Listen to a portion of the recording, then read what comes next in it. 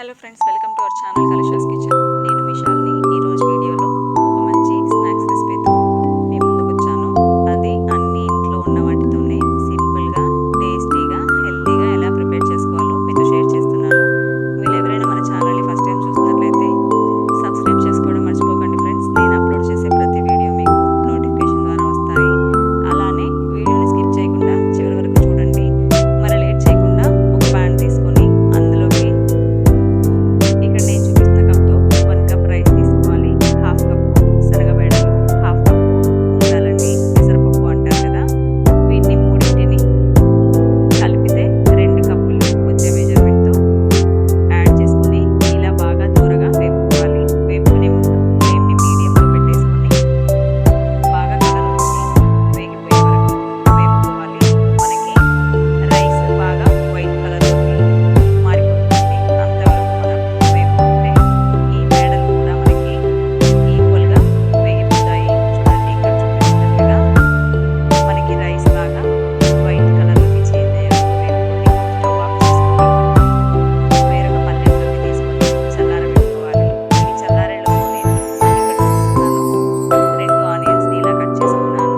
2 పచ్చిమిర్చిలను కూడా కట్ చేసుకొని పెట్టుకున్నాను. ఒక క్యారెట్ని తురిమి పెట్టుకున్నాను. కాస్త కొత్తిమీరను కట్ చేసుకొని పెట్టుకొని ఒక బంగాళదుంపని ఇలా తురుముకొని కొద్దిగా కరివేపాకుని కూడా కట్ చేసుకొని పెట్టుకున్నాను. ఇవి మనకి చల్లారిపోయాయి కదా. ఒక చిన్న మిక్సర్ జార్ తీసుకొని అందులోకి వీటిని యాడ్ చేసేసుకొని జల్లించే పని లేకుండా 1కి 2 సార్లు బాగా మెత్తని పౌడర్ మాదిరిగా మిక్సీ పట్టించేసుకోవాలి. చూడండి, చాలా మెత్తగా పౌడర్ లాగా అయిపోయింది కదా. ఇప్పుడు దీన్ని వేరొక బౌల్లోకి తీసేసుకొని హాఫ్ టీ స్పూన్ జీలకర్ర, రుచికి సరిపడా సాల్ట్ వేసుకొని మనం తురిమి పెట్టుకున్న వాటిని అన్నింటినీ ఇందులోకి యాడ్ చేసేసుకొని ఒకసారి బాగా ప్రెస్ చేసుకుంటూ కలుపుకోవాలండి.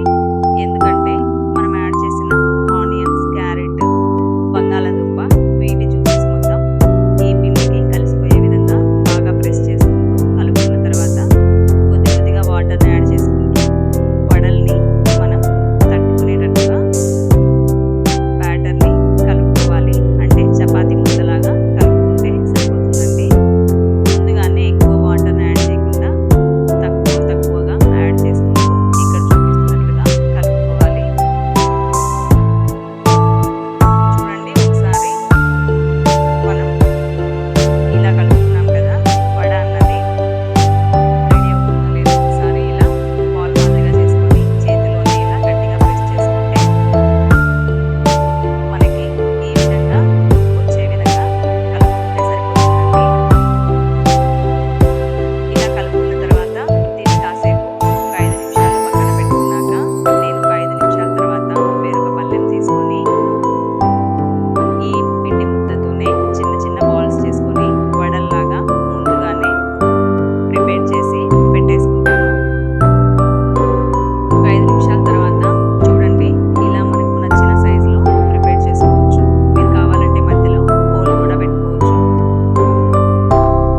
ఇవి చాలా టేస్టీగా ఉంటాయండి. మనం యాడ్ చేసిన శనగబెడలు